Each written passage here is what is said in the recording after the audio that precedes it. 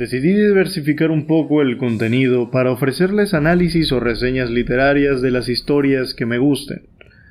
Hace poco leí Picnic Extraterrestre, la obra que inspiró las franquicias de Stalker y Metro, y terminó siendo una de mis obras favoritas.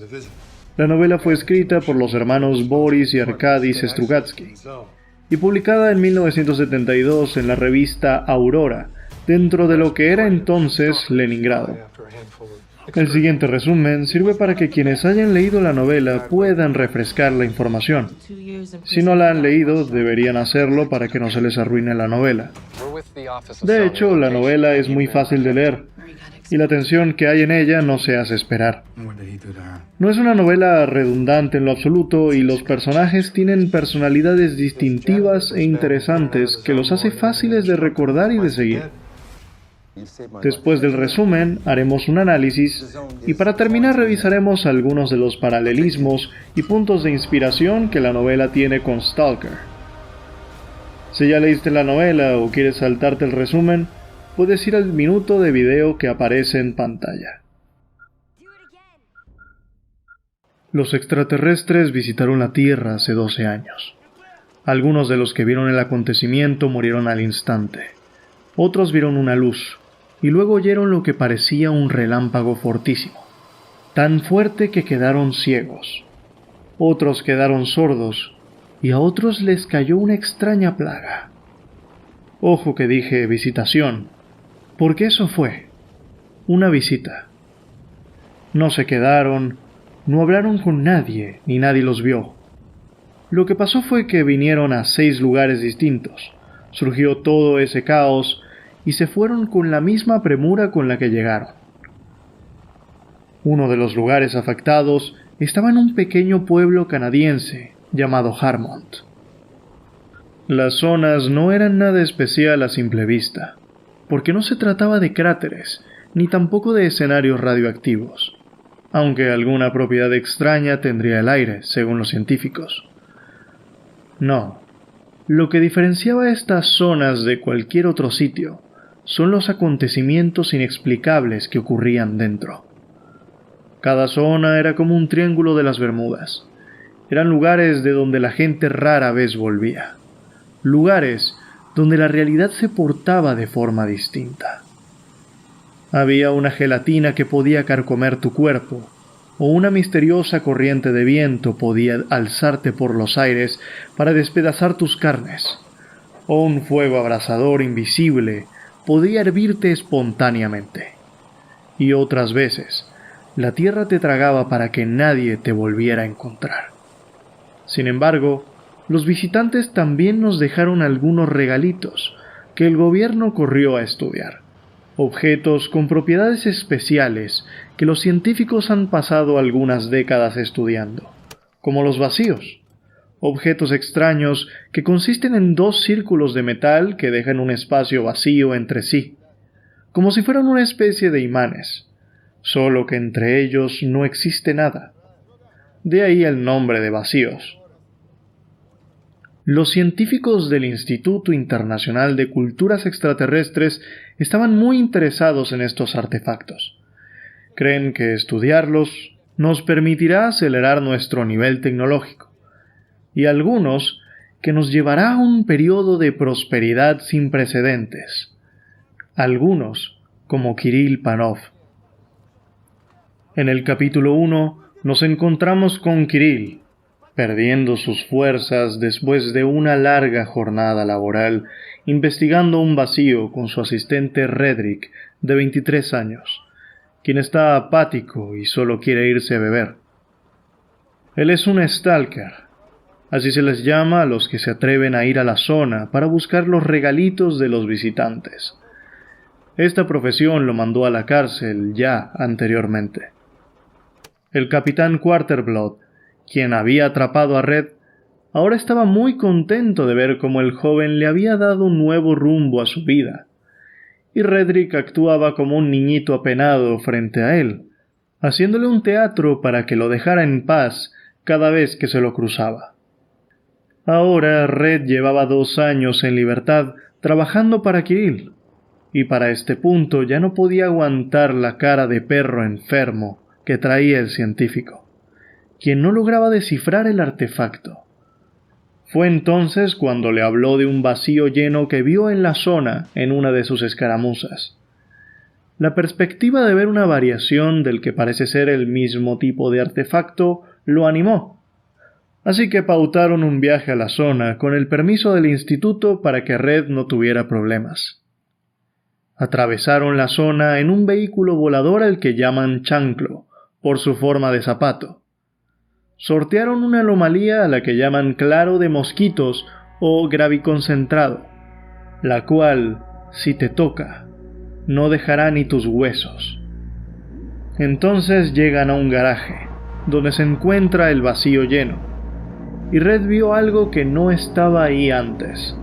Se trataba de un brillo plateado, una especie de telaraña. Conociendo la zona, lo mejor sería alejarse de eso.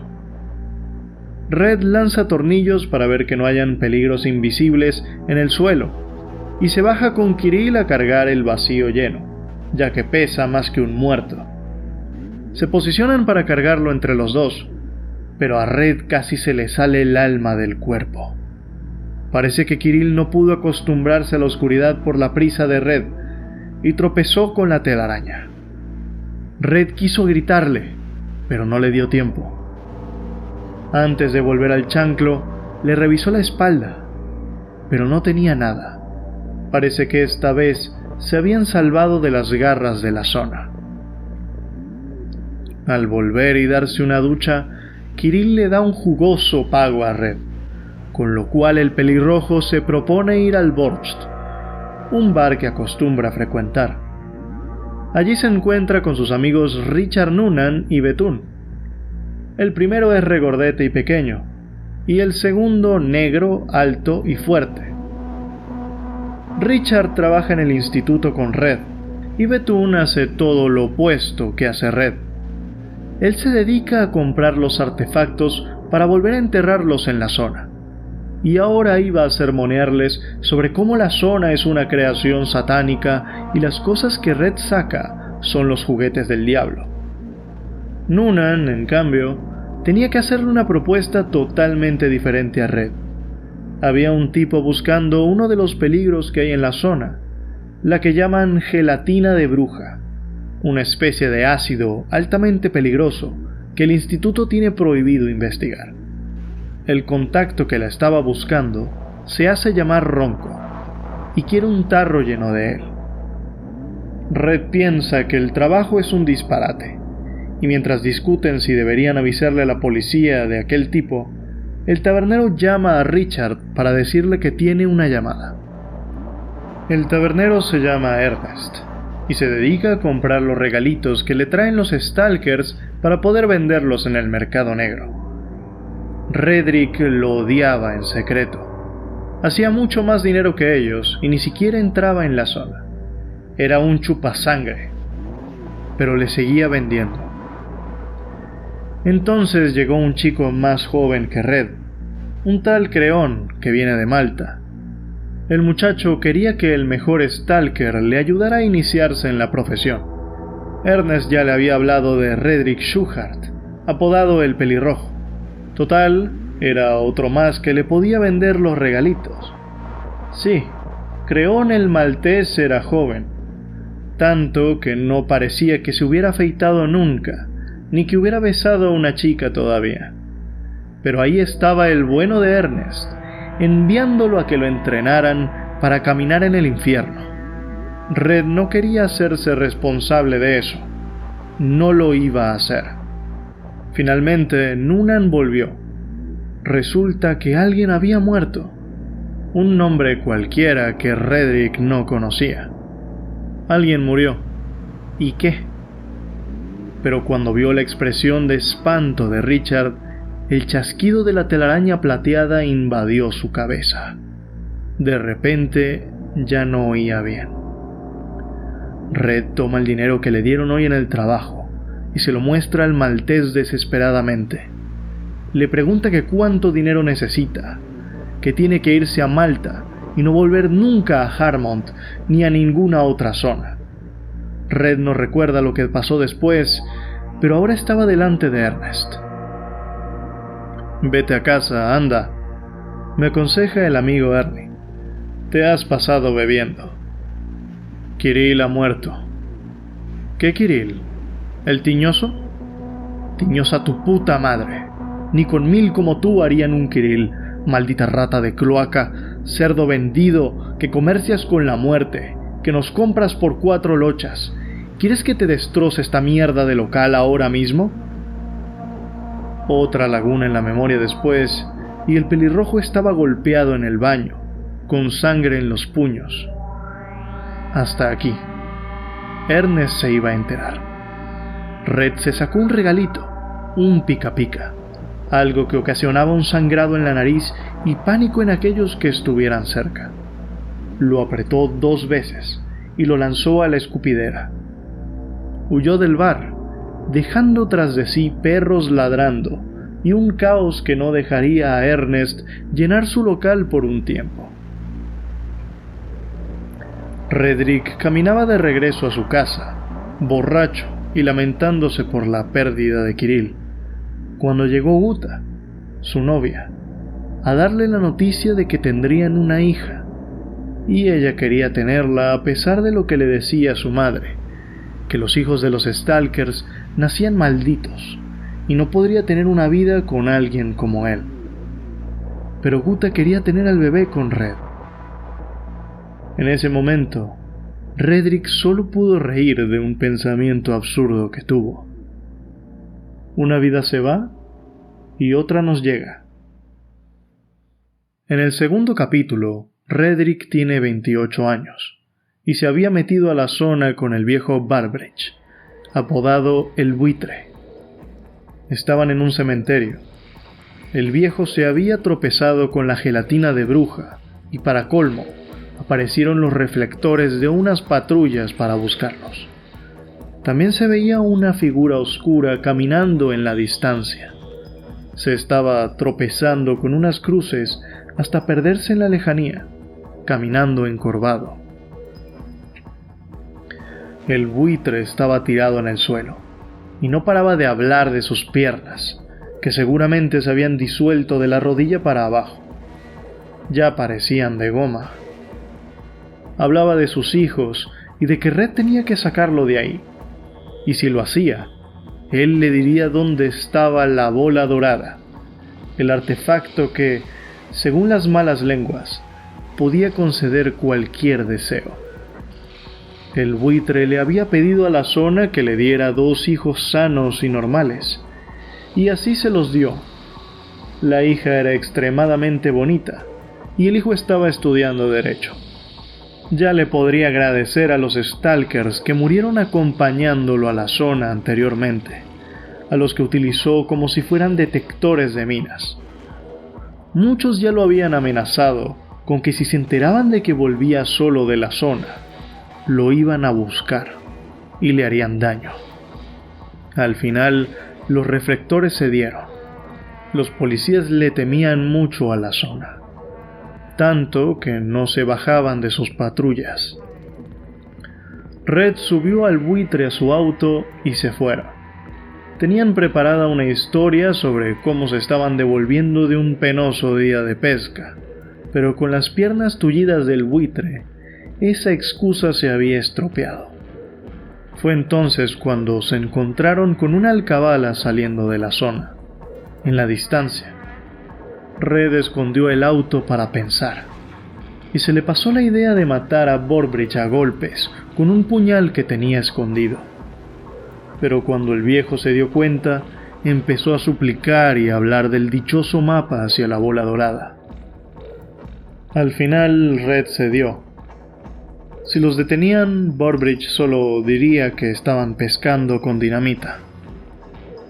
Salieron de la zona, y Red dejó al viejo con un médico de confianza al que acudían los Stalkers en secreto. Ya era de día.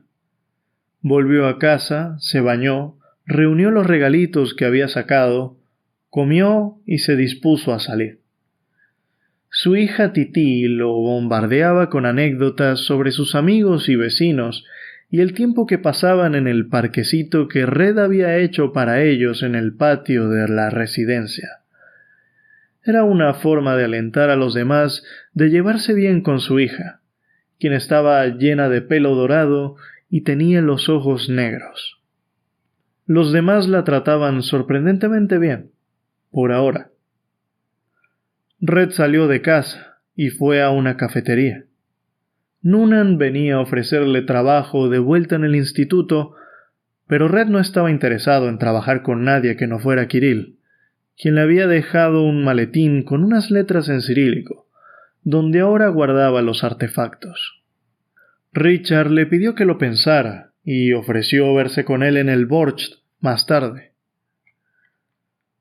Redrick llegó a un hotel lujoso y subió varios pisos para encontrarse con el ronco. Le dejó varios artefactos, pero él le preguntaba si había llenado un tarro de porcelana. Red dijo que se le olvidó, pero le pagaron por lo que había traído. Sin embargo, la próxima vez, el ronco esperaba el dichoso tarro lleno. Redrick se fue. Abordó un taxi y se adormiló mientras escuchaba al taxista hablar sobre un tipo que se había levantado de la tumba hace poco. Uno que había estado dando vueltas por su antigua casa y rasguñando la puerta. Su familia se había ido hace años, y los vecinos que lo reconocieron le abrieron la puerta y el muerto se metió. Red se bajó del taxi para darse cuenta de que estaba en el Borcht, pero él juraría haberle dicho que quería irse a casa. Bueno, al final entró al Borcht, pidió una bebida al bueno de Ernie, y unos gorilas de gorra azul le cayeron encima. El capitán Quarterblood había recibido información sobre Red, y ahora cargaba los regalitos encima. Lo habían atrapado infraganti. Red se desquita, les llama de todo y les lanza el dinero. Los policías le dicen que lo levante, y es entonces cuando Red descubre una argolla en el suelo. Era una trampilla. Red la jala y escapa. Corre por las calles tan rápido como puede y se encuentra con una cabina telefónica. Guta, por favor, no te pongas nerviosa. Me han pillado otra vez. Redrick oyó un suspiro entrecortado y se apresuró a continuar. No será nada, 6 u 8 meses, y con visitas. Lo llevaremos bien. Y no te quedarás sin dinero, te mandarán dinero. Ella no decía nada. Mañana por la mañana te llamarán a comandancia y nos veremos allí. Lleva a Titi. ¿Van a registrarnos?, preguntó Guta con voz sorda. Puede que sí, pero no importa. La casa está limpia. No pasa nada, ya verás, sé valiente. Las orejas tiesas, la cola levantada. Te casaste con un stalker. Ahora no te quejes. Venga, hasta mañana. Ah, y sobre todo, yo no te he llamado. Un beso en el culito. Redrick colgó bruscamente y se quedó inmóvil unos segundos. Cerró los ojos con todas sus fuerzas y apretó los dientes hasta que le pitaron los oídos. Después sacó otra moneda y llamó otro número. Diga, respondió el ronco. Soy Shughart. Escúcheme bien y no me interrumpa. ¿Shughart? El ronco parecía sorprendido de veras. ¿Qué Shughart? Que no me interrumpa, le he dicho. Me atraparon, pero me he escapado. Ahora voy a entregarme. Me caerán 2 años y medio o 3. Mi mujer se quedará sin dinero, y usted se lo proporcionará. Que no le falte nunca de nada, ¿entiende? Le pregunté si lo entiende. Prosiga. No muy lejos del lugar donde usted y yo nos encontramos por primera vez, hay una cabina de teléfono. Es la única que hay, no puede confundirse. La porcelana está debajo, en la base. Si la quiere, agárrela, y si no, pues déjela, pero a que a mi mujer no le falte nunca de nada. Usted y yo aún tenemos que trabajar mucho juntos, Y si cuando vuelva me entero que ha jugado sucio, en fin, no le aconsejo que juegue sucio. ¿Entendido? Perfectamente, gracias. Después preguntó, titubeante, ¿quiere un abogado? No, todo el dinero, hasta el último céntimo, para mi mujer. Adiós. Colgó el auricular, miró alrededor, hundió las manos en los bolsillos del pantalón y echó a andar despacio entre las casas vacías y condenadas de la calle Mineros. En el capítulo 3 nos encontramos con un Richard Noonan que ahora tenía 51 años. Él era el jefe de ingenieros del Instituto Internacional de Culturas Extraterrestres en Harmont, y sus máquinas le permitían a los científicos buscar material en la zona sin tener que lidiar con los Stalkers, quienes, según apuntan sus últimos informes, están prácticamente extintos, o muertos o retirados. Su vida era tan buena que prácticamente no trabajaba en absoluto, y las quejas sobre el comportamiento de las máquinas le resbalaban por completo. El buen Dick Noonan estaba cómodo y contento en su oficina, cuando su superior, el señor Lemchen, lo llamaba para darle una condecoración. Richard se levantó de la silla, se despidió de todo cuanto tuviera enfrente de modo alegre y despreocupado y salió hasta la oficina del señor Lemchen. Cuando llegó, lo mandaron a sentarse. Resulta que su informe sobre los Stalkers provocó satisfacción en las altas esferas, y estaban preparados para condecorarlo. Sin embargo, el señor Lemchen les pidió que esperaran un poco, y le hizo algunas preguntas a Richard. Estaban hablando de su informe y la situación actual de los Stalkers. Resulta que Creón el maltés ahora le vendía material al instituto a través de Noonan. Barbridge tenía 4 bares y una escuela de baile. Ya no hacía de Stalker. Y sus hijos nunca tuvieron nada que ver. El viejo buitre ahora se dedicaba a organizar picnics. Betún seguía entrando a la zona para hacer estragos y destruir artefactos con otras 3 personas. Los nuevos Stalkers venían y se iban, decepcionados porque ya nadie compra los artefactos. Otros se quedaban y otros morían rápido. Shuhart, el pelirrojo, acababa de salir de la cárcel. Quería emigrar con su familia, pero lo retienen problemas familiares. Resumamos, casi no quedan Stalkers profesionales en Harmont. Los que quedan no tienen relación con la zona. Los jóvenes están confusos y se encuentran en proceso de domesticación. El enemigo está destrozado, rechazado, escondido en algún agujero lamiéndose las heridas. No hay regalitos, y cuando aparece algo no hay a quien venderlo. La fuga de material de la zona de Harmont ha cesado hace 3 meses. ¿Es así? Noonan guardó silencio. Ahora, pensó, ahora es cuando me da el golpe de gracia. ¿Pero dónde? ¿Dónde tengo la brecha? Y por lo que parece no es pequeña. Vamos, carcamalchocho, suéltalo ya. No he oído la respuesta, lo apremió el señor Lemchen, poniéndose una mano cóncava en la oreja peluda y arrugada. De acuerdo, jefe, respondió Noonan de mala gana. Ya está bien. Me ha pelado y me ha cosido. Lléveme ya a la mesa. El señor Lemchen carraspeó con suavidad.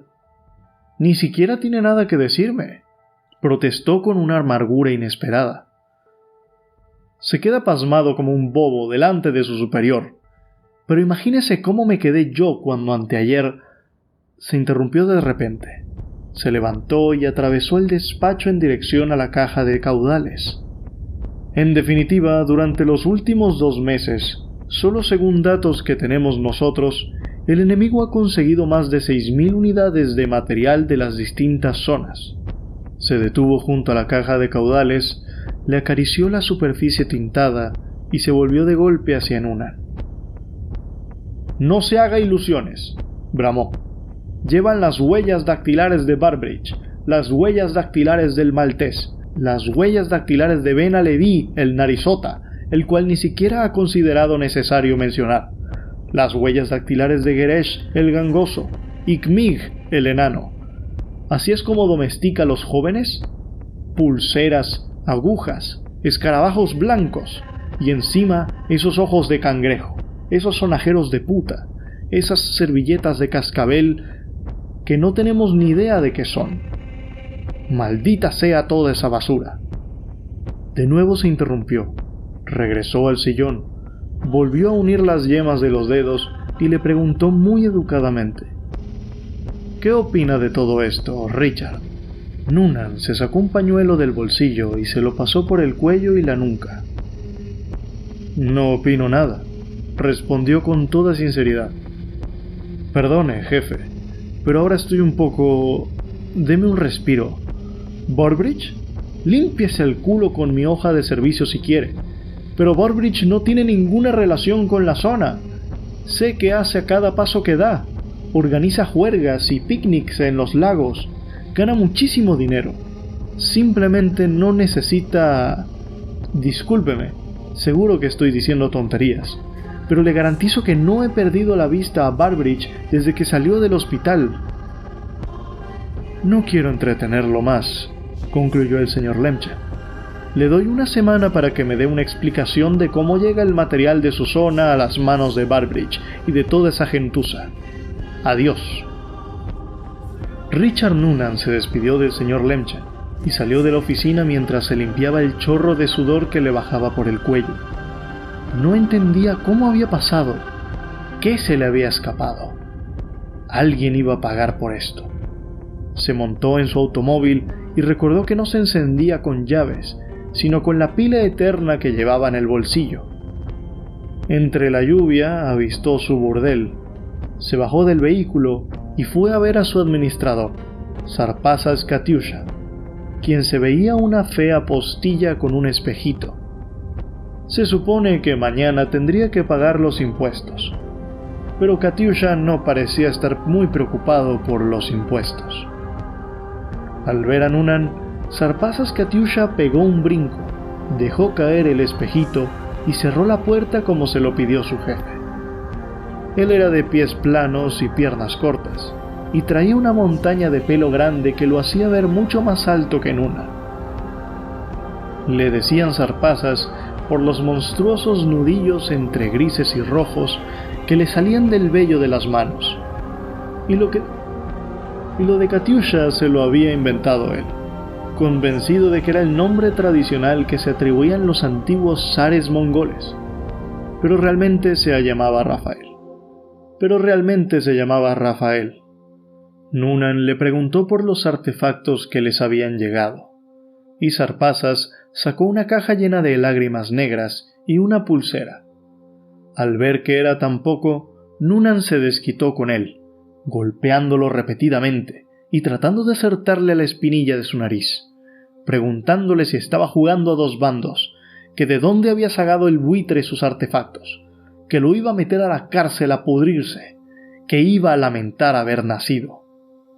Cuando por fin lo soltó, Zarpazas Rafael se sorbió la nariz ensangrentada, preguntándole de dónde había sacado esa información, que tendrían que estarlo engañando, porque Burbridge se dedica al negocio de los picnics.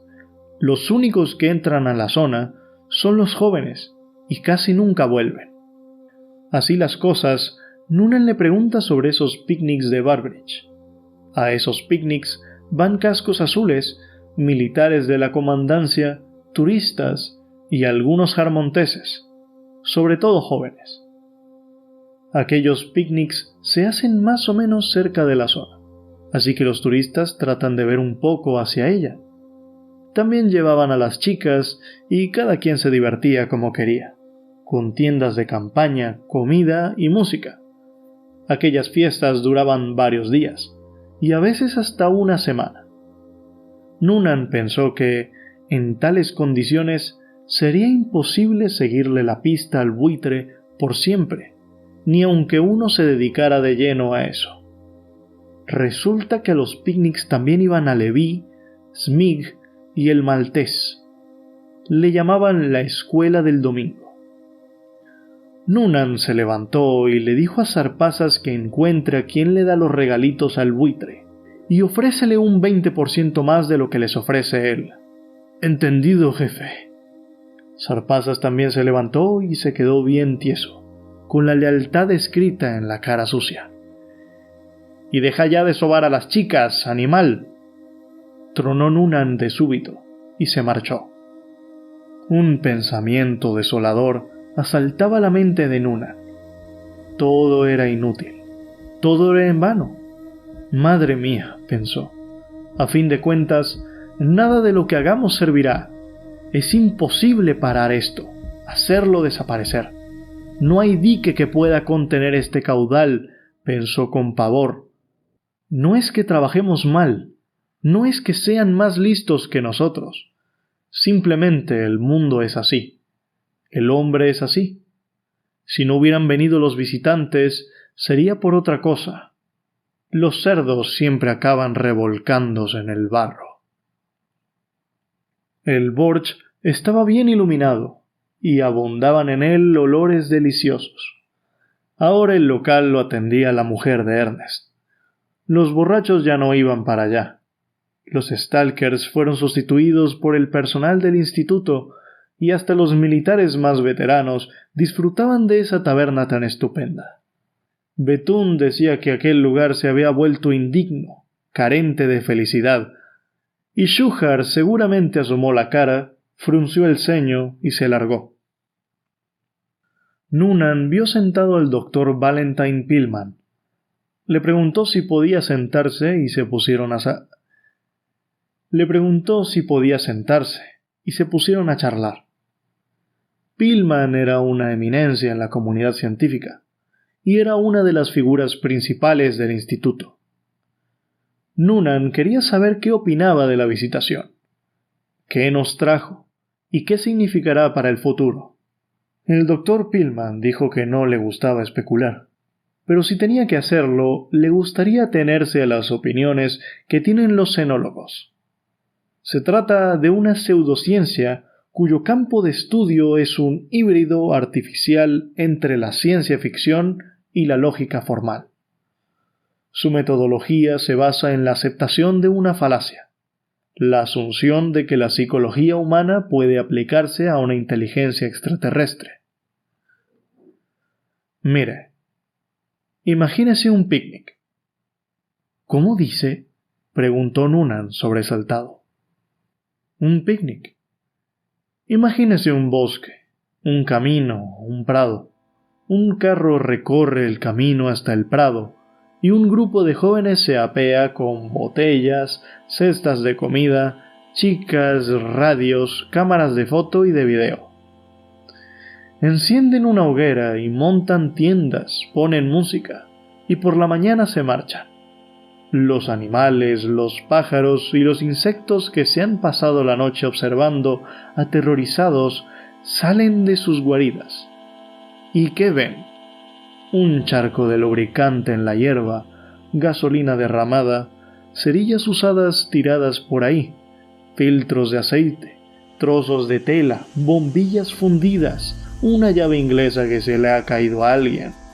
Los neumáticos dejan restos de barro procedente de un pantano desconocido. Y aparte, faltaría más. Hay restos de la hoguera, corazones de manzana, envoltorios de chucherías, tarros de conservas, botellas vacías, un pañuelo, una navaja, periódicos viejos y rasgados, monedas, flores marchitas de otros prados. Ya entiendo. Un picnic de camino. Exactamente. Un picnic de camino por el universo. Y preguntaba usted si volverían o no. Deme un cigarro. Vaya con su pseudociencia. Desde luego, nunca me lo había imaginado de esta forma. Está en su derecho. Pero dígame, ¿y ni siquiera se han dado cuenta de nuestra presencia? ¿Por qué? Bueno, en cualquier caso, no nos prestaron la menor atención.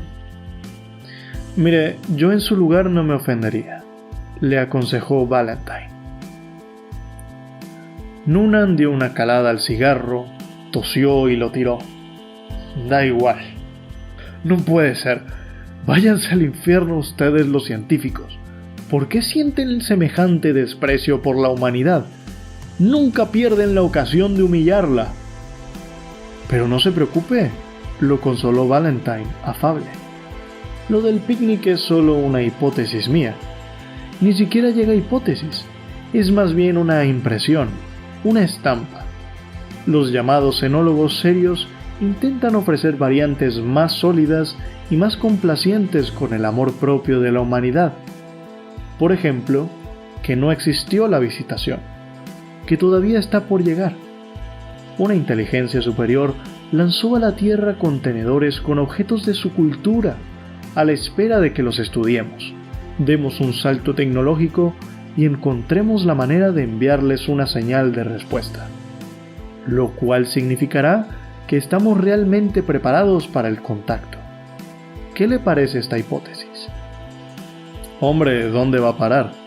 Menos mal que entre los científicos de vez en cuando hay alguien decente. O esta. La visitación tuvo lugar, en efecto, pero todavía no ha terminado. De hecho, nos encontramos en situación de contacto. Lo que pasa es que no lo sabemos. Los visitantes se alojaron en las zonas y están estudiándonos a conciencia, al tiempo que nos preparan para los milagros crueles del porvenir. Mucho mejor esta, exclamó Noonan. Al menos, así se entiende a qué se debe el misterioso alboroto de las ruinas de la fábrica. Por cierto, su picnic no explica ese alboroto. ¿Y por qué no? Lo contradijo Valentine. Igual una de las chicas se dejó su osito mecánico en el prado. ¿Pero qué dice?, le espetó Noonan. ¿Qué osito ni qué niño muerto? La tierra tiembla. Ah, está bien, ¿por qué no? Puede ser un osito. A Noonan le encantaban esas hipótesis de los tales cenólogos, pero no entendía por qué los visitantes dejarían cosas como los graviconcentrados o la gelatina de bruja. Mencionó un accidente que ocurrió en los laboratorios Carrigan, donde metieron un contenedor de porcelana a una cámara hermética, pero la gelatina escapó de la cámara y convirtió todo a su paso en gelatina. Murieron 35 personas y hay más de 100 mutilados. Valentine insiste en que no podemos culpar a los alienígenas por tales incidentes. Ellos no podían saber que teníamos complejos militar-industriales. Ese accidente fue producto de nuestras propias acciones. Nosotros mismos tendríamos que haber destruido esos complejos. Por otra parte, lo que más le preocupa al Pillman no son los muertos vivientes que produjo la zona. En cambio, él está preocupado por los efectos de la visitación. Han pasado cosas extrañas con los emigrantes de Harmont, como un peluquero que se fue a Detroit, y más del 90% de sus clientes murió por la delincuencia, se ahogó o tuvo algún accidente. Y además se disparan las catástrofes en el municipio de Detroit. Se duplican las explosiones de calderas de gas, se producen incendios por fallos en la red eléctrica, con una frecuencia 3 veces y media mayor. Se triplica el número de accidentes automovilísticos, se duplican las muertes por epidemia de gripe. Pero la cosa tampoco acaba ahí. Crece el número de desastres naturales en Detroit y sus alrededores. Surgen huracanes y tifones de no se sabe dónde, cuando en esos lares no se habían visto desde hacía 1700 largos años. El cielo se desgaja, caen lluvias torrenciales y se desborda el lago Ontario o el Michigan, donde sea que esté Detroit. Y lo mismo pasa con cualquier otra ciudad a la que llega un emigrante del área de la visitación, pero solo los que vivieron la visitación, no los que llegaron después. El Dr. Pillman añade que tampoco entendemos por qué la zona afecta a los hijos de los Stalkers, y hasta a ellos mismos, provocándoles cambios genotípicos y fenotípicos. Cuando la zona no tiene ningún factor mutágeno, no hay radiación. Estas son las cosas inexplicables que le interesan al doctor. Pillman se había emocionado con la conversación. Noonan había conseguido emborracharlo para después dejarlo parloteando con su pobre esposa. Después se dispuso a hacerle una visita a Redrick, a quien no había visto, aun cuando ya llevaba un tiempo fuera de la cárcel. Cuando fue a la puerta, le abrió Tití. Noonan la saludó, pero ella no respondió, y por la luz no se le podía ver el rostro. Entonces llegó Guta a recibirlo, y se dio cuenta de que tenía la cara chupada y un brillo febril en la mirada. Le dijo que Red estaba en casa, pero en ese momento estaba con otro invitado. Pasó a la cocina con Guta, pero en el camino percibió un olor extraño, como a tierra húmeda, y la presencia de un anciano inmóvil sentado en la sala. Tití entró a la cocina y se arrimó hacia su madre, ocultando la cara. Richard le preguntó si quería un chocolate y le alargó el brazo, pero Tití no respondía. Guta tomó el chocolate y lo dejó en la mesa, y de repente sus labios se pusieron blancos. Noonan trató de disimular y comenzó a hablar de que si se quería mudar del hotel en donde se quedaba y no sé qué, pero entonces Guta lo interrumpió. Tití ya casi no entiende nada. Han ido a ver a muchos doctores y especialistas con cosas de la zona, pero no pueden hacer nada. Uno hasta le dijo que ella ya no era humana. De repente lo asaltó un pensamiento siniestro. Es una invasión. Ni picnics de camino, ni invitaciones al contacto. Una invasión. No pueden cambiarnos, pero pueden penetrar en el cuerpo de nuestros hijos y transformarlos a su imagen y semejanza. Lo sacudió un escalofrío, pero entonces recordó que había leído algo parecido en algún sitio, en un libro de bolsillo de cubierta chillona y estridente, y se aplacó un poco. La imaginación no tiene límites, y después la realidad nunca tiene nada que ver con lo que uno ha imaginado. No desespere, le dijo Noonan. No hay nada en este mundo que no se pueda arreglar.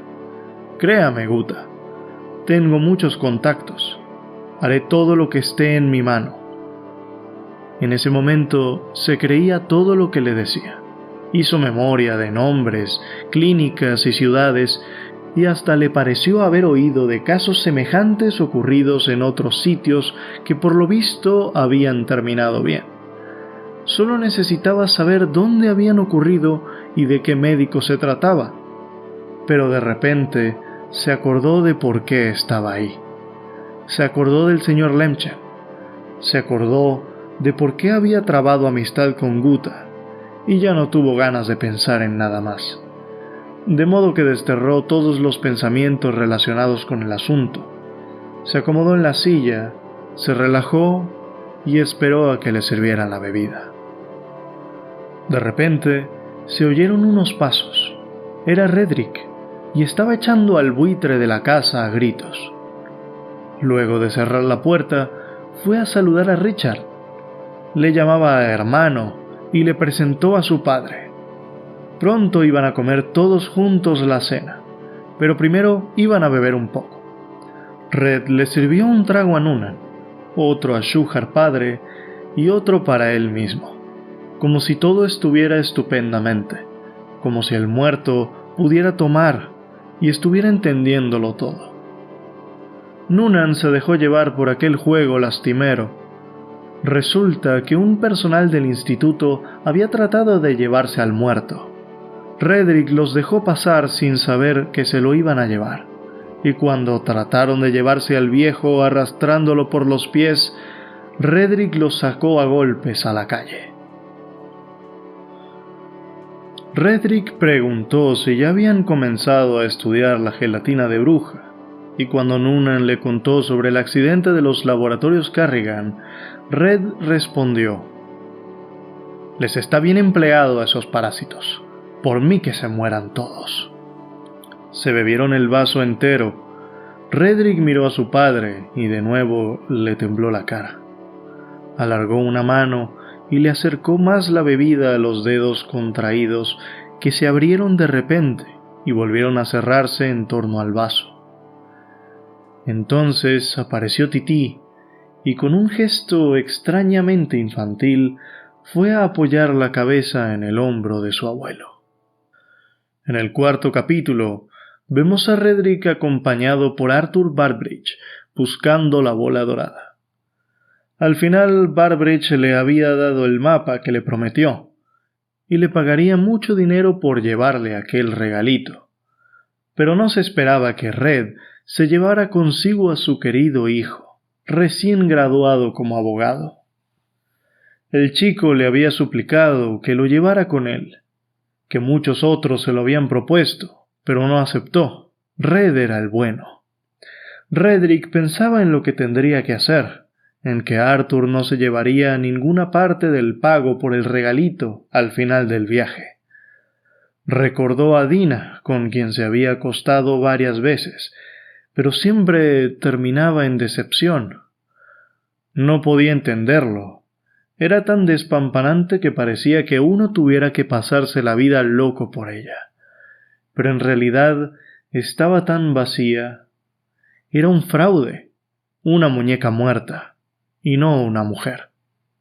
Entonces se detuvieron a tomar café, y el olor le recordó a Guta, a hogar, y se preguntaba ¿para qué había aceptado el trabajo? ¿Se va a comprar un bar o algo? ¿Para qué quiere 500.000? Barbridge tenía la culpa. Lo había engatusado. Había rechazado el trabajo del buitre 20 veces y aceptado la 21, sin saber por qué. Cuando llegó, estuvo toda la semana bebiendo. Estaba mal.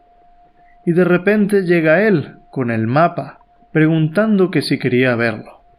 Y Red terminó aceptando. En ese momento, llegó a dudar de Artie y sus verdaderas intenciones.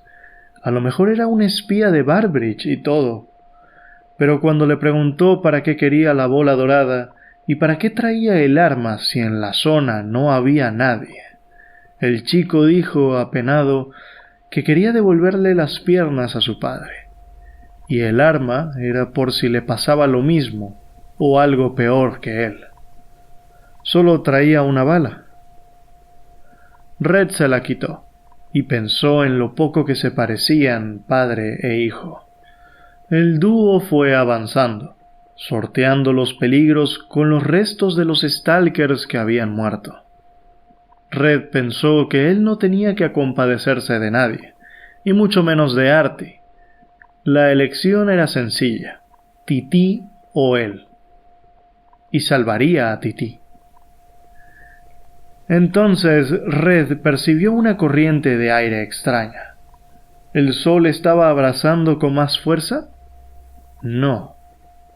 Gritó que se echara al suelo y aguantara mientras un calor hirviente pasaba sobre ellos. Pero Artie o no lo oyó, o aquello lo estaba quemando más que a Red. Trató de levantarse y de correr, pero Red lo tacleó y lo inmovilizó hasta que pasara el peligro. Arthur le terminó dando las gracias y le explicó que trató de levantarse porque tenía mucho miedo, que le asustaba el dolor. Pero Red estaba molesto por alguna razón. Cuando los azotó una anomalía eléctrica y se arrastraban por el fango, Red vio a Cuatro Ojos y al Caniche, dos Stalkers que murieron a ambos lados de donde él y Artie se arrastraban, y pensó que murieron para que el buitre pudiera pasar entre ellos, que el mundo estaba lleno de buitres. Nunan le decía que él era un inconforme, que ningún orden le parecía bueno. Por culpa tuya y de los que son como tú, no habrá nunca un reino de los cielos en la tierra. Bah, no tienes ni idea de lo que dices, gordo. ¿Cuándo he visto yo un orden bueno? ¿Cuándo me has visto tú en un orden bueno? Lo único que he visto en mi vida es que los Kiriles y los Cuatro Ojos mueren, y que los buitres se cuelan como gusanos por en medio de los dos, por en medio de todos los muertos, y cagan mierda y más mierda y más mierda. Alrededor todo era de un blanco candente, y Redrick estaba poniéndose enfermo, del calor seco y brutal, del hedor y del cansancio. La piel abrasada y agrietada le ardía con rabia. Le pareció que, a través de la calima ardiente que le embotaba la conciencia, quería gritarle, suplicarle que le diera descanso, agua, frescor. Recuerdos lejanos e irreconocibles se le amontonaban en el cerebro abotagado. Se atropellaban, se eclipsaban, se mezclaban entre sí, se entrelazaban con el mundo blanco y tórrido que le danzaba ante los ojos entornados. Y todos eran amargos, todos apestaban, todos provocaban odio o lástima desgarradora. Trató de interrumpir ese caos, de rescatar del pasado algún espejismo agradable, alguna sensación de ternura o de alegría. Excavó en lo más profundo de la memoria para extraer la carita fresca y sonriente de Guta, cuando todavía era una muchacha deseada e intacta. Y la imagen apareció, pero enseguida se emborronó con herrumbre, se deformó y se convirtió en el hocico taciturno de Tití, cubierto de hirsuto pelo castaño.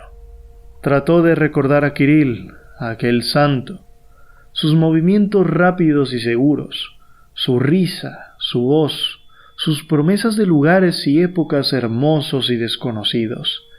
Y Kirill apareció ante él, pero también refulgió al sol la telaraña plateada. Y Kirill ya no estaba, y los ojos angélicos que miraban a Redrick sin parpadear eran los de Hugh el ronco, y en la palma de la mano grande y blanca sopesaba un contenedor de porcelana. Las fuerzas oscuras que se agitaban en su conciencia rompieron la barrera de la voluntad y aniquilaron lo poco de bueno que aún conservaba en la memoria, y le pareció que no existía nada bueno en lo absoluto, solo caras brutales, monstruosas y aberrantes. «Mira que eres idiota, Barbridge», pensó Redrick. «Astuto, pero idiota. ¿Cómo has podido confiar en mí, eh? Me conoces desde hace mucho. Deberías conocerme mejor que yo mismo. Lo que pasa es que te has hecho viejo, te has vuelto estúpido. Por otra parte, te has pasado la vida tratando con idiotas». Y de repente se imaginó la cara que pondría el buitre cuando se enterara de que Arthur, su Archie, su guapito, su niñito, había ido a la zona con el pelirrojo a buscar unas piernas para él, para el buitre, que no lo había acompañado un mocoso prescindible, sino su propio hijo, su vida, su orgullo. Y al imaginarse su careto, Redrick soltó una carcajada y, cuando Arthur lo miró asustado, le indicó con la mano sin parar de reír: «¡Adelante, adelante!». Y de nuevo, como en una pantalla, se le aparecieron las caras brutales, monstruosas y aberrantes. Todo tenía que cambiar. No una vida ni dos, no un destino ni dos. Tenía que cambiar hasta el último tornillo de ese apestoso mundo. Fue entonces cuando llegaron a su destino. La bola no era dorada, sino más bien de color cobre, rojiza, totalmente lisa, y el sol le arrancaba un resplandor apagado. Estaba al pie de la pared más lejana de la cantera, instalada cómodamente entre la amalgama de rocas, e incluso desde aquella distancia se veía lo voluminosa que era y el peso que ejercía en el lecho donde descansaba. No había nada en ella que provocara desilusión ni dudas, pero tampoco nada que inspirara esperanza. De improviso, le vino el pensamiento de que seguramente estuviera hueca y muy caliente al tacto, pues se encontraba al sol. Era evidente que no brillaba con luz propia, y también que no podía flotar en el aire ni danzar, como a menudo decían las leyendas. Estaba donde había ido a parar. Quizás se le cayó a alguien de un bolsillo enorme, o quizás se alejó rodando y se les perdió a unos gigantes mientras jugaban con ella. No la habían colocado allí adrede, sino que estaba allí como podía haber estado en otro sitio. Desechada, igual que todos esos vacíos, pulseras, pilas y demás basura que había dejado la visitación.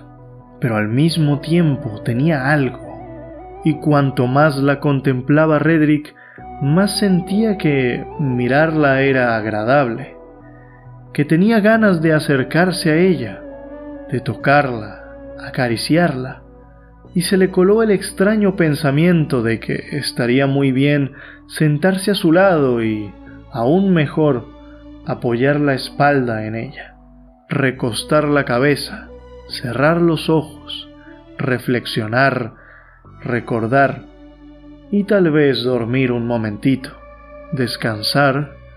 De improviso Arthur se desvistió y Red vio cómo corría y bailaba hacia la bola dorada. ¡Felicidad para todos! ¡Gratis! ¡Tanta felicidad como se quiera! ¡Venid todos aquí! ¡Hay para todos! ¡Que todo el mundo se marche contento! ¡Gratis! ¡Felicidad! ¡Gratis! Entonces fue como si una mano gigante e invisible aplastara a Arthur, quien comenzó a levitar por el aire y una fuerza invisible lo retorcía como a un paño mojado.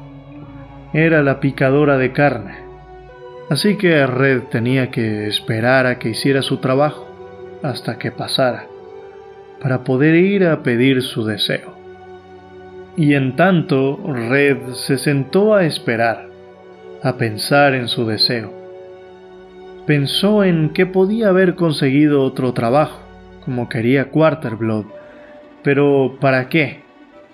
La zona da mucho dinero. Tenía una familia que alimentar, y sin embargo, la zona era lo que le estaba quitando a su familia. Red no quería trabajar para nadie. Todos le daban asco. Y sin embargo, eso es justo lo que había hecho toda su vida, trabajar para otros. Ante la bola dorada, Red era solo un animal al que no le quedaban palabras. Así que le exigía: si de verdad todo lo puedes, todo lo haces y todo lo comprendes, lo verás. Mira dentro de mi alma, ahí tiene que estar todo lo necesario. Debería estar. No le he vendido el alma a nadie jamás. Es mía, es humana.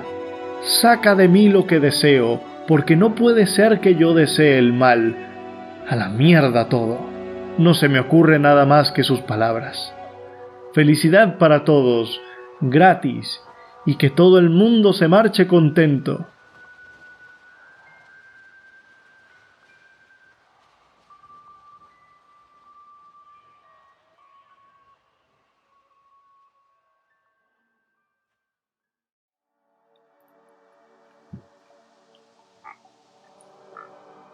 La literatura es un arte muy introspectivo, muy romántico, porque se enfoca en los sentimientos y emociones de los personajes, en cómo reaccionan ante el mundo exterior. Cuando estamos siguiendo a Redrick, se lo ve como un hombre duro, valiente y bastante vulgar, pero cuando lo vemos desde los ojos de un tercero, de Nunan, por ejemplo, descubrimos lo que esconde en sus narraciones mentales.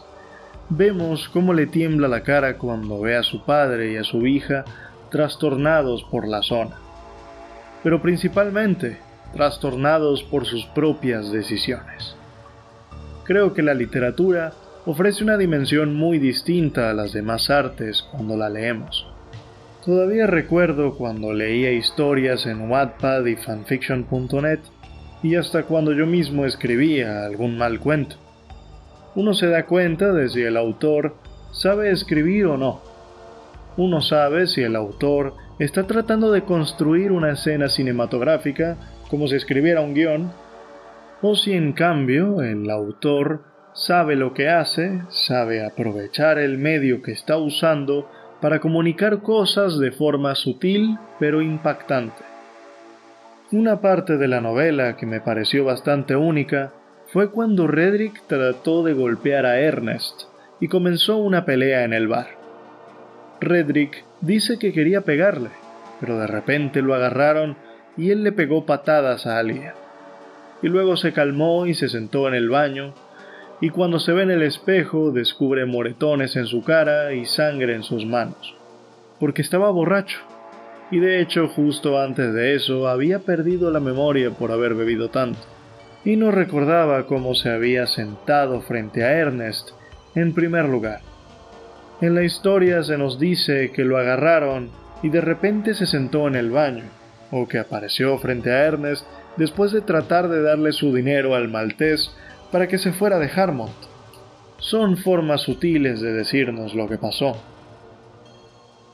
El autor pudo escribir como hacen los novatos de Wattpad y decir algo como que perdí el conocimiento y cuando volví a entrar en razón vi a Ernest, o que me agarraron, me golpearon y me libré a patadas. Luego corrí al baño y me senté más calmado. Pero eso no hubiera sido tan divertido ni nos hubiera metido en la piel de Redrick tan exitosamente como lo hizo la novela, transmitiéndonos la incertidumbre y las lagunas mentales de alguien que se pasó de tragos. Como habrán visto, el enfoque de la novela no está en la acción. No hay disparos ni monstruos, y los stalkers no se quedan dentro por más de un día o dos, y eso si se quieren morir o perder la cabeza. La novela es un drama muy humano, una reflexión sobre el precio que pagamos por nuestras ambiciones y vicios.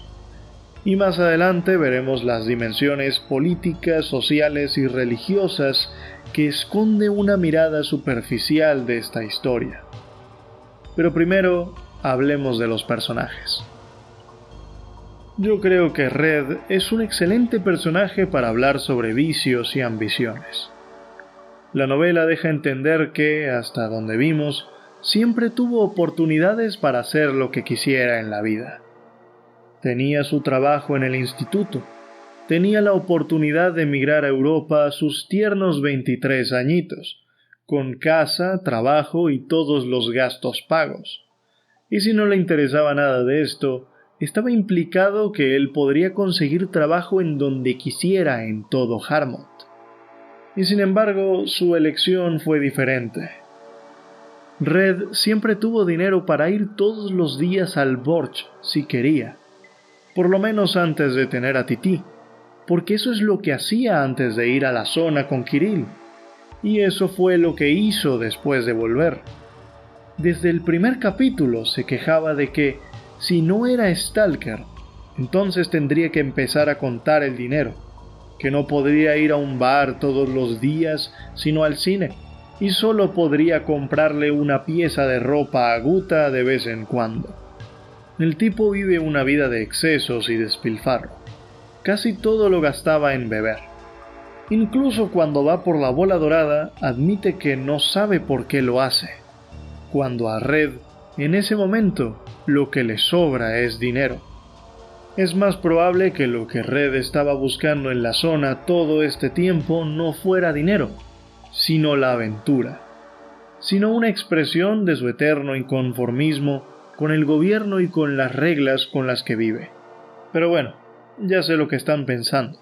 Les puede parecer que me estoy pasando de denso y que estoy sobreanalizando la novela.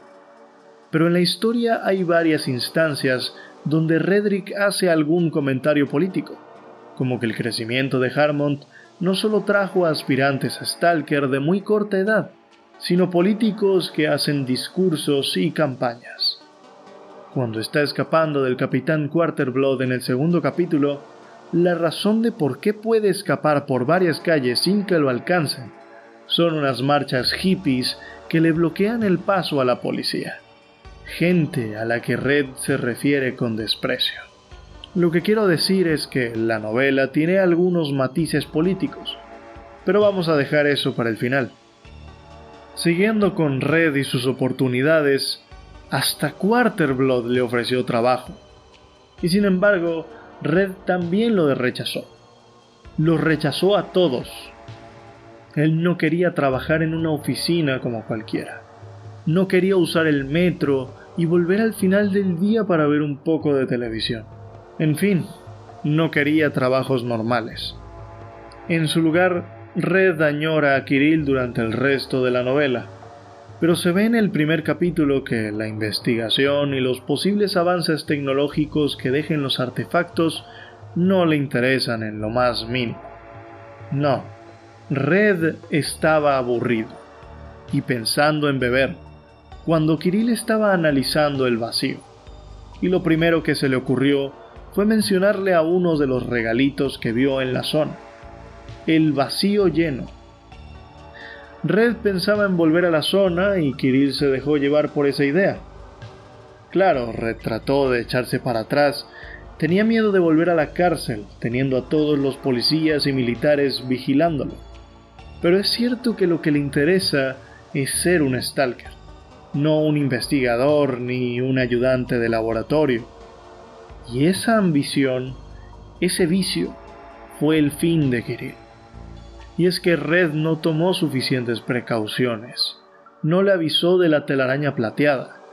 No recordó que, a diferencia de él, Kirill era uno de los Cuatro Ojos, sin experiencia en la zona, por lo que no era igual de cuidadoso y perceptivo que él, que era un stalker veterano. Y así acabó muriendo. Después estuvo trabajando para el Ronco, quien estaba buscando gelatina de bruja, como decía Richard Noonan en el primer capítulo. Red probablemente nunca quiso dársela, pero una vez que lo atraparon, se dio a la presión para que el Ronco le diera dinero a Guta. Recordemos que el Ronco estuvo pidiéndole la porcelana en el capítulo 2, y al final del capítulo, cuando Red huye de la policía y de Quarterblood, le dice al Ronco que busque la porcelana debajo de la cabina telefónica. Red siempre tuvo la porcelana, y hasta ese momento había evitado dársela al Ronco. Recordemos también el tercer capítulo, donde Red reacciona de mala manera cuando Noonan le menciona el accidente de los laboratorios Carrigan. Él está distraído, chasquea la lengua, balancea la cabeza, trata de esconderse del relato que le está dando Richard, porque Red sabía que muy seguramente esa era la gelatina del Ronco. Era su gelatina, y esas muertes estaban en sus manos. También tenemos que hablar de la muerte de Artie, el hijo de Barbridge. A este último Red siempre lo detestó, porque era un buitre, porque se había llevado a muchos otros stalkers jóvenes, listos y bien intencionados, y los había dejado morir, porque se aprovechaba de los demás. Y ahora Red estaba haciendo lo mismo con Artie. Dejó que un universitario recién graduado, alguien que para él era un niño, lo acompañara a la zona. Es su llave maestra hacia la bola dorada después de todo. Y así lo llamaba, llave maestra. Una llave maestra con patas. El paralelismo entre Red y Barbridge no puede hacerse más claro en el cuarto capítulo. Red incluso se queja de los cadáveres que estaban a su lado, pensando que debieron haber muerto ahí por culpa del buitre, mientras conducía a su preciada llave maestra hacia la bola dorada, para que pisara una de las tantas minas movedizas que había en la zona y le abriera el paso hasta sus deseos, para arreglar a su padre, para curar a Titi, una pobre niña, una hija de la zona, un híbrido entre humano y animal, no como los preciosos hijos de Barbridge, los dos bien parecidos y aparentemente normales, los hijos que el viejo le había pedido a la zona. Posiblemente Barbridge se los pidió a la bola dorada, específicamente. Después de todo, si sabía dónde estaba y se había acercado a ella con otros stalkers, significa que ya había estado delante de ella. Lo que le faltaba era llevársela. Hay quien piensa que Red se acostó con Dina precisamente por eso, por la envidia y el desprecio que sentía hacia el buitre. Porque después de todo, el buitre lo tiene todo. Tenía más dinero, varias empresas, y se había salido con la suya incontables veces en la zona. Y además ahora estaba entrenando a stalkers jóvenes para que le lleven todos los regalitos. Era un buitre, y sin embargo sus hijos sí le salieron bien, les salieron bonitos. Aunque no lo respetaban, pero claro, ¿cómo podrían? Se dice en la novela que Barbridge era un abusador cuando era joven, acorralando chicas, bebiendo y pegándole a su mujer con gusto, hasta que un día la mató. Pero Dina y Arthur no se parecían a sus padres. De hecho, Redrick dice que Dina era como una muñeca rota. Cuando recuerda las veces en que se acostó con ella y la compara con los botones de su madre, que se los metía a la boca pensando que eran caramelos, pero no lo eran, hay una metáfora evidentemente sexual que no hace falta explicar. Pero lo que nos interesa en este análisis es que estos hijos que la zona le dio a Barbridge son guapos y muy inteligentes. No se parecen a su padre, probablemente porque no son suyos, ni de su pobre mujer fallecida, sino que son de la zona. Es interesante pensar que Redrick podía ver a Arthur llegando a presidente, mientras lo veía caminando por la zona. Es un hijo de la zona, un muñeco llegando a presidente. Es una imagen muy interesante y muy oscura cuando recordamos las palabras de Richard Noonan en el 3er capítulo, cuando vio a la hija de Redrick con su abuelo, el muerto viviente. De repente lo asaltó un pensamiento siniestro. Es una invasión. Ni picnics de camino, ni invitaciones al contacto. Una invasión. No pueden cambiarnos, pero pueden penetrar en el cuerpo de nuestros hijos y transformarlos a su imagen y semejanza. Siguiendo con los hijos de la zona, la transformación de la hija de Redrick desde una mutante, un híbrido entre humano y mono, hasta convertirse por completo en un animal, es un destino extremadamente cruel. Redrick cuenta cómo se despertaba gritando de noche, y él respondía de la misma manera, probablemente por la impotencia y la incapacidad de ayudarla, o de entender siquiera por lo que estaba pasando. Y Guta, sin entender por qué les tenía que pasar eso, por qué merecían todo aquello. Cuando leí la novela por una segunda o tercera vez, me di cuenta de que este horrible giro del destino podía tener un paralelismo con otro evento que menciona Redrick en el primer viaje a la zona que ocurre en la novela, cuando está con Kirill y Tender. Él menciona unas casas en la zona, en una de las cuales vivía su profesor de aritmética, a quienes todos odiaban en la escuela, y se burlaban de su hija por tener una mancha blanca en el ojo, hasta hacerla llorar.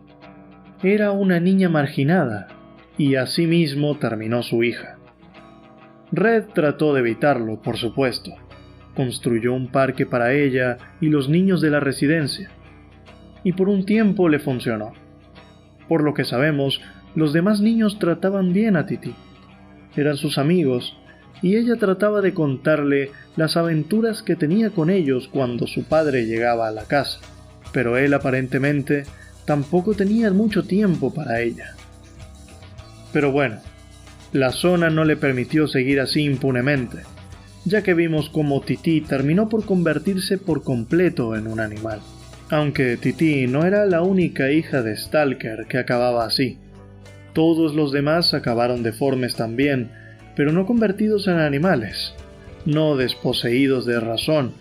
Y como ejemplo tenemos a Ardilla, el mayordomo de Barbridge, y Zarpazas Katyusha, el administrador del burdel de Richard Noonan. Ellos aún retenían su humanidad y la capacidad de razonar, a pesar de ser mayores que Titi. También vemos que Red no tenía mucho tiempo para Titi cuando, en el segundo capítulo, Red pasó toda la madrugada en la zona, y llegó a su casa para bañarse, comer e irse otra vez. En el cuarto capítulo, Red menciona algo similar sobre su padre, un hombre que solía pasar todo el día en la fábrica, y cuando llegaba a casa, Red se escondía atemorizado de él por alguna razón. El hombre le lanzaba su abrigo a la mujer, se bañaba, se tomaba la sopa, y solo entonces Redrick podía sentarse en su regazo a escuchar cómo fue su día.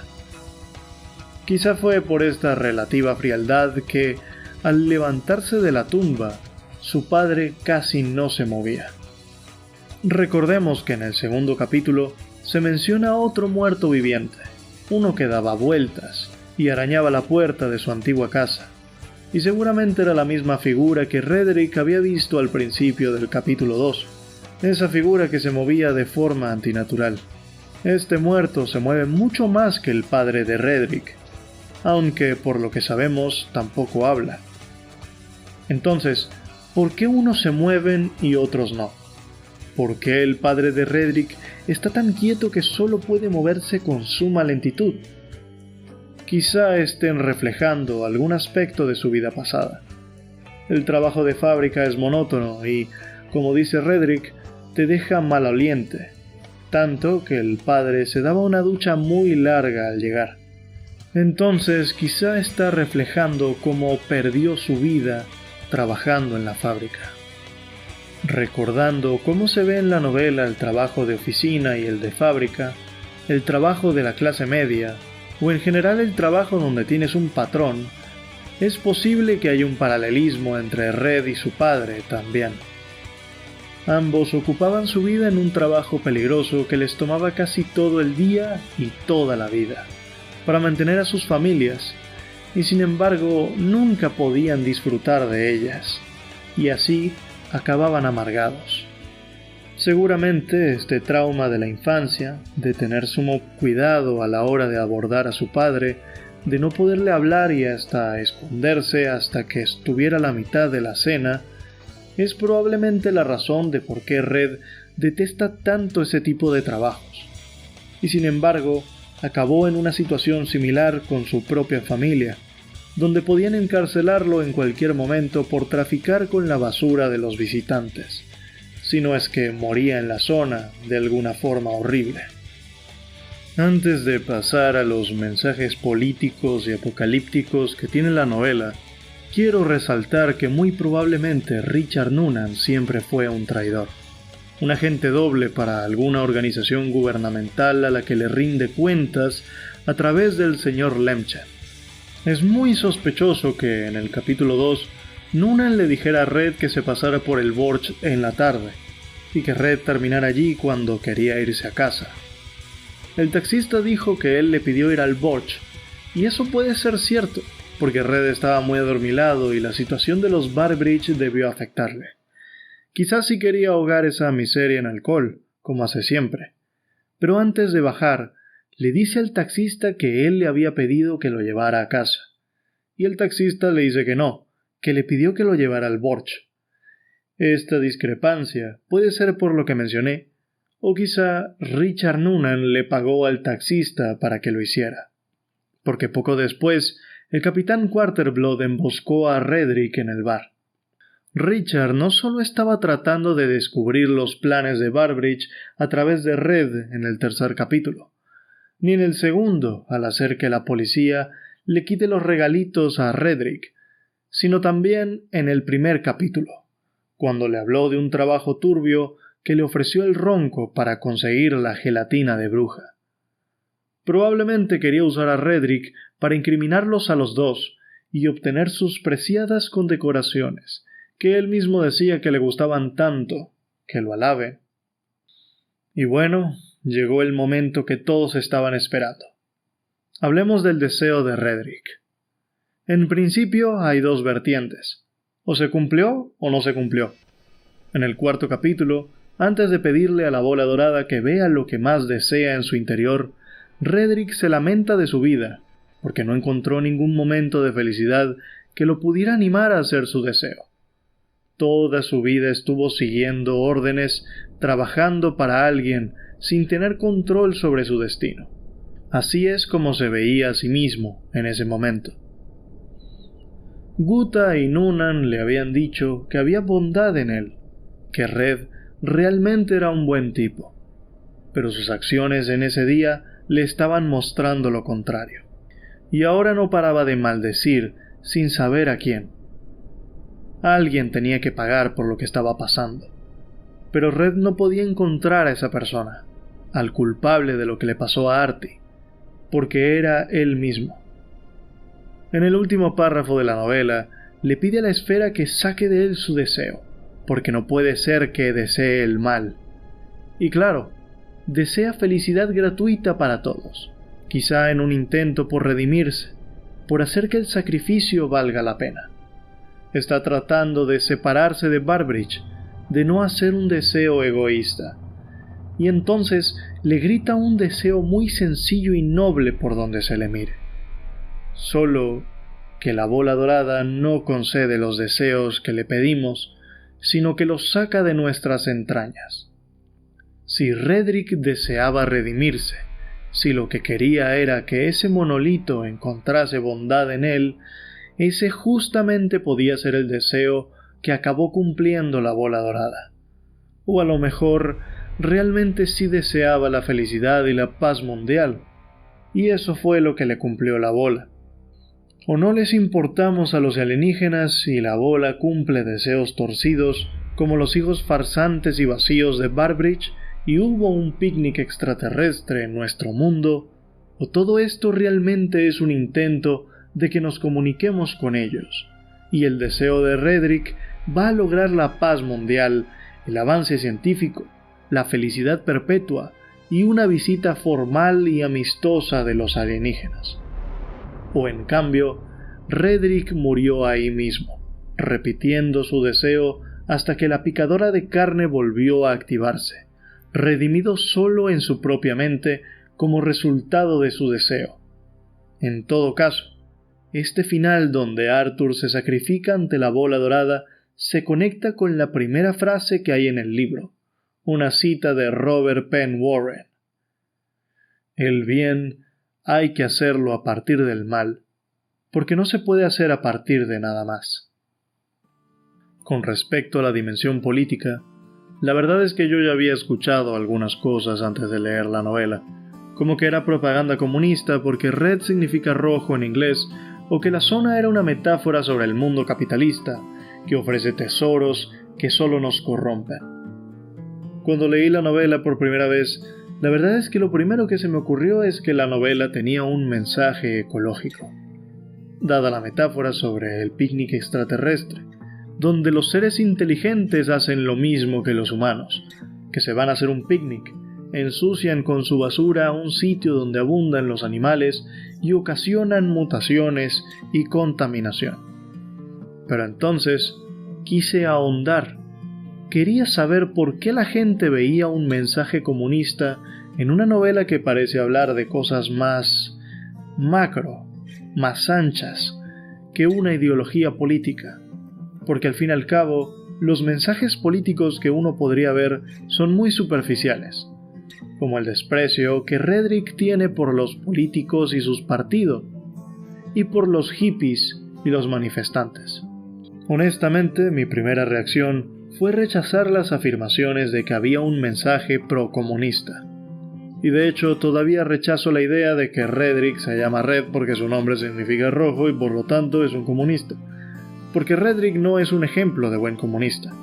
Si acaso, es el ejemplo de un hombre destruido por los vicios del capitalismo. Pero aguántenme un poco. En breves, estas afirmaciones grandilocuentes van a tener sentido. Se los prometo.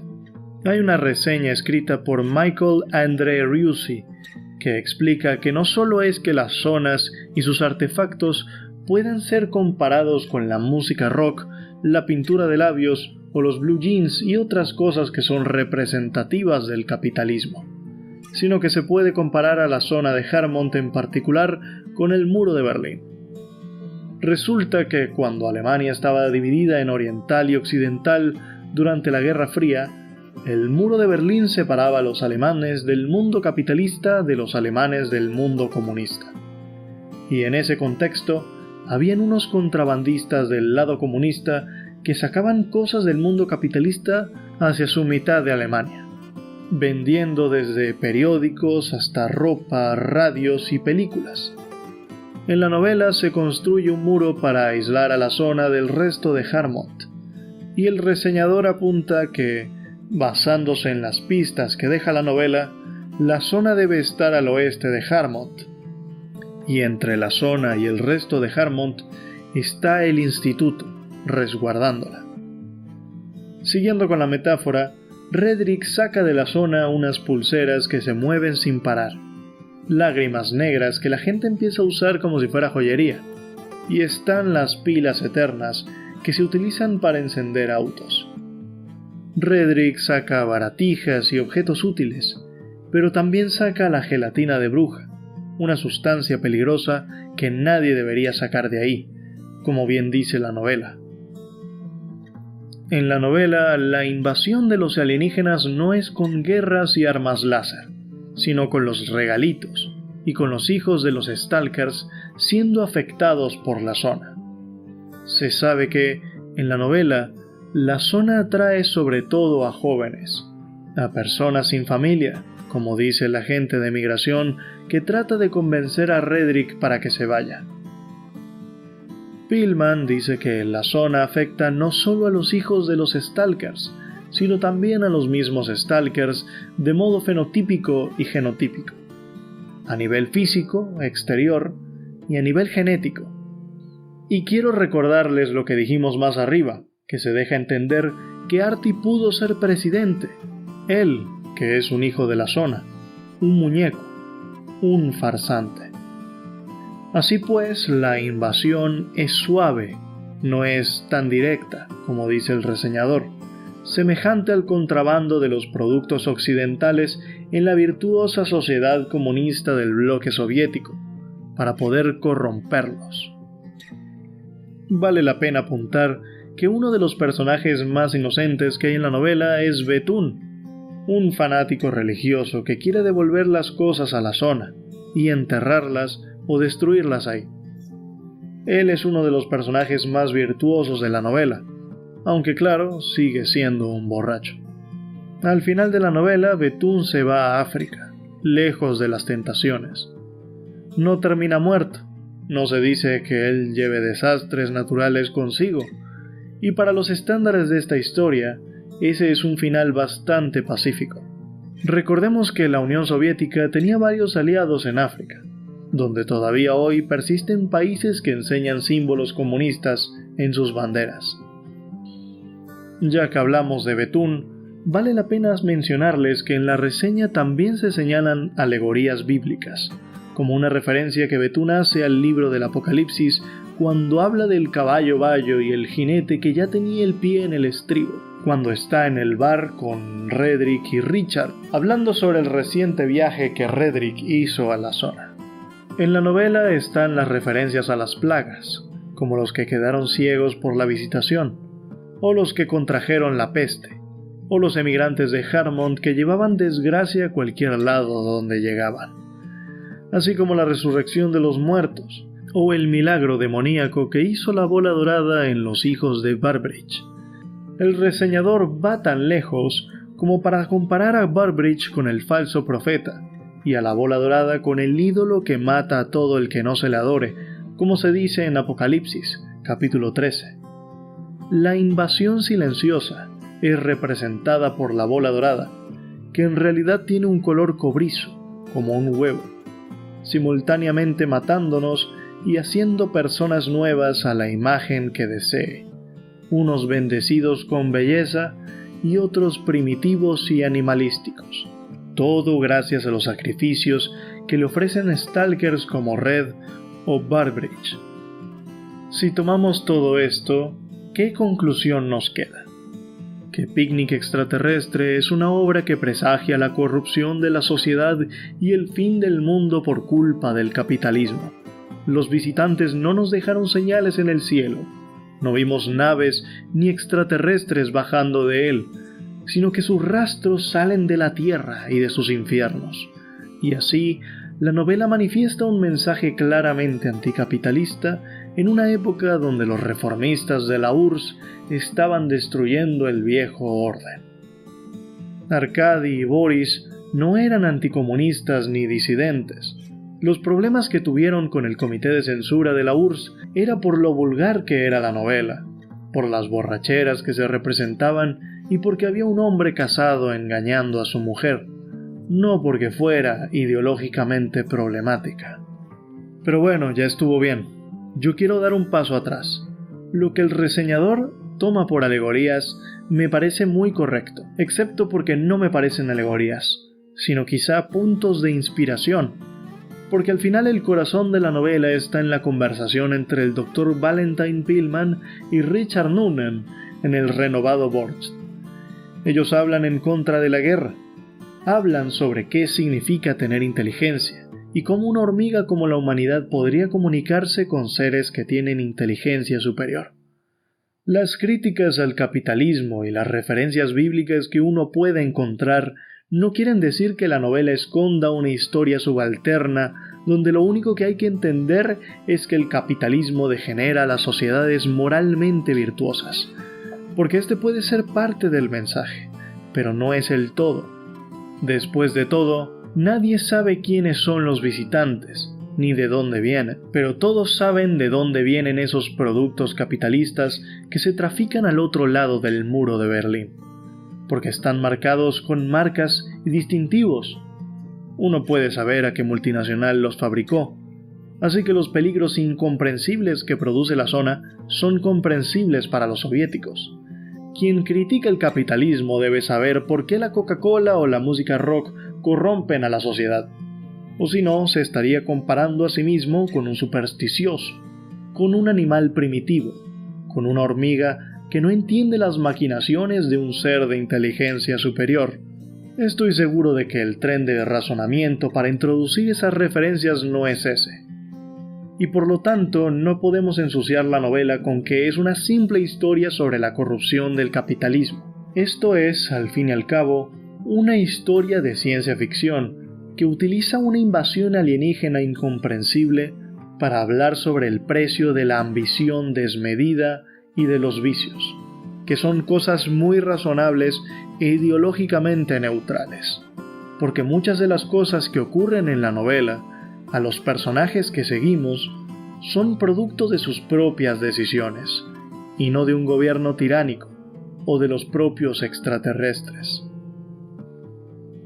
Podemos decir que, a lo mucho, la novela está criticando los peores aspectos del capitalismo, u olvidarnos de la conversación política para simplemente hablar de virtud y moral, porque al final se vendía bastante vodka en la Rusia soviética. Así que decir que esta novela es procomunista no tiene mucho sentido. Se puede ser vicioso en el bloque capitalista o en el comunista.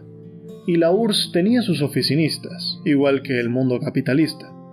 Después de todo, el tal comité de censura era un trabajo de oficina también. En todo caso, el mundo de hoy no es completamente una cosa ni la otra. Hasta en Estados Unidos hay un estado de bienestar. El mundo de hoy mezcla el capitalismo con figuras creadas por el comunismo. Los sindicatos, las prestaciones, las leyes laborales, la salud gratuita o semigratuita y demás. Así que enemistarse con esta novela no tiene sentido. Antes de terminar, quiero resaltar algunos paralelismos para los que vinieron por el videojuego. La novela tiene una escala mucho mayor al del videojuego, y está más centrada en el drama que en el matar mutantes o soldados con lavado cerebral. Personalmente me gustaría que las próximas entregas tuvieran más de estos dramas humanos y sus traiciones. En el iceberg que hice hace unos meses, vimos cómo el juego iba a incluir su propia versión sobre los hijos de la zona, que eran niños que la conciencia colectiva había secuestrado para hacerlos sus sucesores. Sin embargo, me gusta más lo que propone la novela, y me gustaría ver algo más inspirado en lo que nos dejó la misma. Igualmente, con lo que se refiere a la teoría de que la zona se expande, la conciencia C tiene control sobre la zona. Pero hasta donde se sabe, su influencia no sale de ahí. Lo que quiere decir que no tienen un control total sobre la noósfera. así que yo vería como un acierto que el videojuego tenga a la zona creciendo, o a los agentes de la Conciencia C volviendo a la civilización para influenciar su destino de algún modo, algo como lo que insinuó el libro con arte. Pero bueno, dejando mis propias ideas sobre cómo debería manejarse la historia de aquí en adelante, quería señalar que en el 4º capítulo se habla de que hay personas viviendo en la zona, en alguna parte. Personas que se adaptaron a las condiciones de la zona y mutaron, quizá como Redrick, que podía percibir la telaraña plateada, a diferencia de Kirill, pero a niveles más extremos. Y así uno puede acordarse de personajes como Forrest o Guía en el videojuego, que podían sortear las anomalías y caminar por los campos anómalos, y podían pasear por la zona como si nada. En la novela hay más zonas, y ocurren desastres naturales y plagas, y los zombies se pasean por fuera de ellas. En el videojuego, al igual que en la novela, el gobierno estudia los artefactos para utilizarlos con fines medicinales o armamentísticos, y existen personas que compran los artefactos en el mercado negro. En el videojuego hay coleccionistas de artefactos, pero también se venden como joyería fuera de la zona, como la flor de piedra, o hasta visten las pieles de los pseudoperros. También están los usos medicinales. En la novela están las pulseras que estimulan los procesos vitales, o los regalitos que utilizaron para crear tranquilizantes. El videojuego y el libro tienen muchas particularidades uno con el otro, quitando la obviedad de que el primero se basa en científicos locos y el segundo en alienígenas. Pero al leer la novela puedo ver que tuvo un gran impacto en la narrativa del videojuego, y el potencial que no se ha aprovechado todavía para mejorar su historia. Ahora que GSC parece contar con más recursos que antes, espero que lo puedan aprovechar. Cuéntenme en los comentarios si ya habían leído esta novela, cómo la interpretaron y si vieron más paralelismos con el videojuego. Yo he tenido ganas de hacer algunas reseñas o análisis literarios y quise aprovechar de hacerlo con la última novela que terminé. Así que espero que les haya gustado. Cuídense mucho y que tengan un feliz año.